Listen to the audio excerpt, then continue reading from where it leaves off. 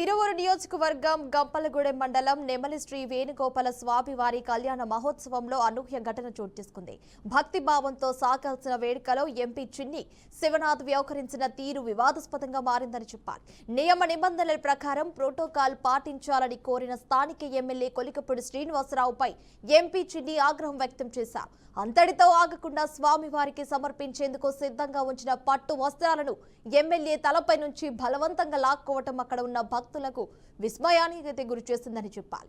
నియోజకవర్గ ఎమ్మెల్యే పట్ల ఒక ఎంపీ స్థాయి వ్యక్తి ఇలా ప్రవర్తించడంపై స్థానికులు అయితే మండిపడుతున్నారు.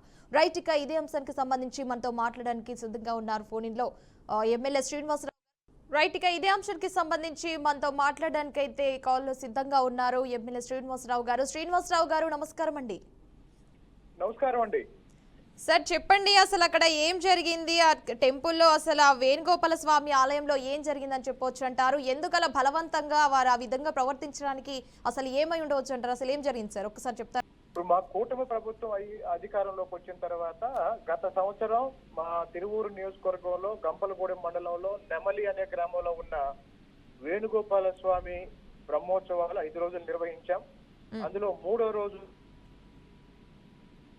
దేవాదాయ శాఖ నిబంధనల ప్రకారం స్థానిక ఎమ్మెల్యే ప్రోటోకాల్ ప్రకారం ఆ కళ్యాణం రోజు పట్టు వస్త్రాలు తలంబరాలు సమర్పించాను. పోయిన సంవత్సరం నేనే పట్టు వస్త్రాలు తలంబరాలు సమర్పించాను.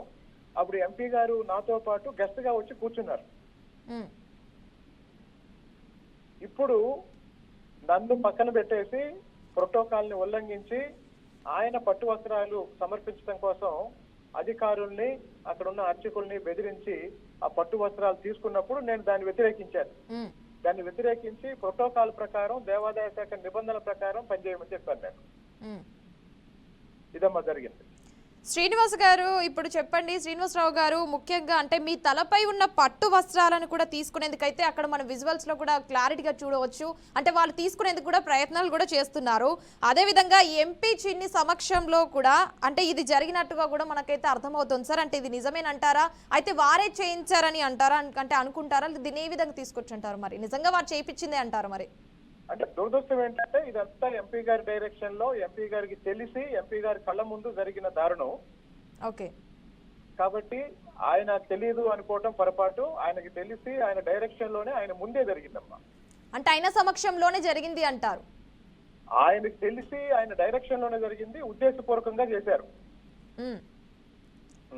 మరి ఎందుకలా ఆయన ఉద్దేశపూర్వకంగా ఇలా చేయడానికి గల కారణాలు ఏమై ఉండవచ్చు అంటారు శ్రీనివాసరావు గారు?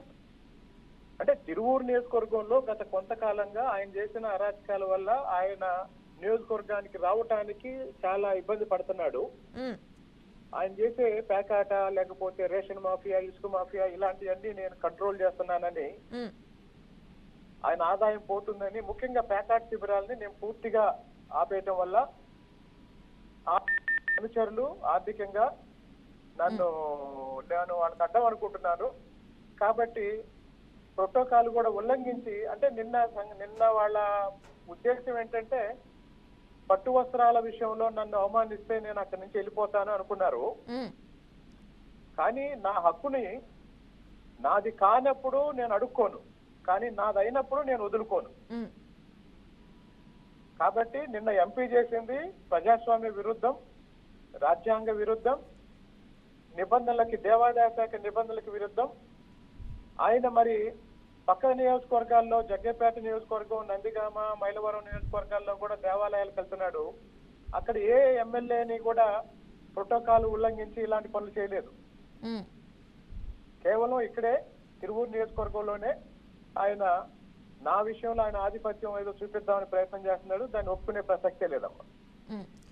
సార్ ఇప్పుడు చెప్పండి, అక్కడ ప్రోటోకాల్ కూడా ఉన్నా కూడా వారు అంత అసభ్యకరంగా ప్రవర్తించడం అసలు ఏ విధంగా వాస్తవం అంటారు చెప్పండి? చాలా దారుణంగా అయితే ప్రవర్తిస్తున్నారు. అందులో చాలా మంది మద్యం మత్తులో ఉన్నారమ్మా. అక్కడ గొడవ చేయడం కోసం వాళ్ళని సాగించి తీసుకొచ్చారని తర్వాత తెలిసింది నాకు. శ్రీనివాసరావు గారు, అక్కడ పోలీస్ బందోబస్తు కూడా లేనట్టు కూడా కనిపిస్తుంది కదా మనకు క్లారిటీగా.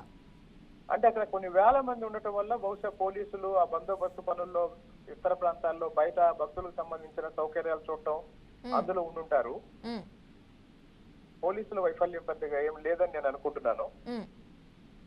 శ్రీనివాసరావు గారు, శ్రీనివాసరావు గారు, ఇక్కడ మనం ప్రధానంగా చూసుకుంటే దళిత ఎమ్మెల్యే పట్ల జరిగిన వివక్షగా మీరు భావిస్తున్నారా, లేదంటే గనక దీన్ని ఏ విధంగా భావిస్తారంటే చెప్పవచ్చు అంటారు మరి? అమ్మ నేనేదో దళితుడిని, వాళ్ళు నన్ను ఏదో వివక్ష చూపిస్తున్నారని నేను ఎప్పుడు కూడా ఇన్ఫీరియర్ ఫీల్ అయ్యే వ్యక్తిని కాదు. నేను ఏ విషయంలోనైనా అందరితో సమానం అనుకుంటాను. చాలా విషయాల్లో నేను ఇంకా చాలా ఆత్మగౌరవంతో బతుకుతాను. కాబట్టి వీళ్ళ ఒడతూపులకి భయపడే రకం కాదు నేను. కాబట్టి వీళ్ళ చిల్లర పనులకి భయపడే రకం కాదు. ముఖ్యంగా కేసినేని చిన్ని చిల్లర పనులకి తిరువూరు నియోజకవర్గంలో ఎట్టి పరిస్థితుల్లో ఒప్పుకునే ప్రసక్తి లేదు. ఇప్పుడే కాదు, భవిష్యత్తులో కూడా కేసినేని చిన్ని చేసే చిల్లర పనులు కానీ, అరాచకాలు కానీ, ఆర్థిక నేరాలు కానీ ఎట్టి పరిస్థితుల్లోనూ ఒప్పుకునే ప్రసక్తి లేదమ్మా. Thank you very much.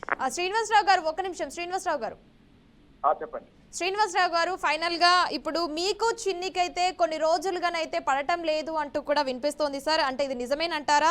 ఈ నేపథ్యంలో ఆయనపై మీ ఆరోపణలు చేస్తున్నారనే వాదనలు కూడా వినిపిస్తున్నాయి సార్. ఇది నిజమేనంటారా ఫైనల్ గా ప్లీజ్? నేను 4 నెలల క్రితం ఒక పెద్ద మీడియా ఛానల్ డిబేట్ లో కేసినేని చిన్ని ఆర్థిక నేరాల గురించి, ఆయన చేస్తున్న మాఫియా కార్యక్రమాల గురించి సాక్ష్యం చెప్పాను. ఈ రోజు వరకు వాటికి సమాధానం చెప్పలేదు. నేను చేసిన ఆరోపణల మీద కేసినేని చిన్ని బహిరంగంగా చర్చకు వస్తానంటే నేను ఎప్పుడూ సిద్ధంగా ఉన్నాను.